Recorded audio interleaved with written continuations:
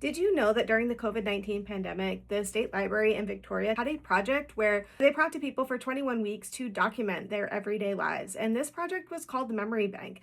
Something with that and learning about that sat with me. I would have known nothing about it if it wasn't for The Ghost of Lilly Creek. This book follows Jones after the death of her sister Autumn, and Jones is tasked with keeping her family business alive, which is a memory bank, a physical location where people are able to keep mementos and document their everyday lives. The thing is, though, Autumn, her dead sister, hasn't actually left yet. But it's not a spooky type of way. It's really sweet and, I don't know, quietly human. Together, Jones and Autumn go about trying to solve Autumn's murder. But what surprised me about this is it's not just a cozy mystery. It's about grief, coping, memories, and what you do with the pieces of your life when someone you thought that would be in it forever is suddenly gone. This book is cozy, it's funny in an unexpected way, and it's heartfelt without ever feeling heavy. It does deal with death, but it deals with it in the coziest of ways. I found myself not only rooting for Jones to solve her sister's murder, which I was, but also for her to come into her own as she takes over the family business. This was never something she expected she was going to do. This was her sister's thing, but she finds a way to make it her own, and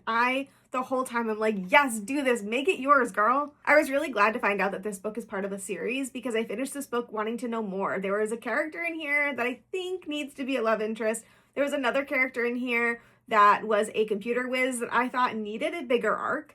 And I just really wanted to spend more time in the town and maybe more ghosts. It was marketed to me as a Gilmore Girls fan, and it definitely hit the mark for me on that.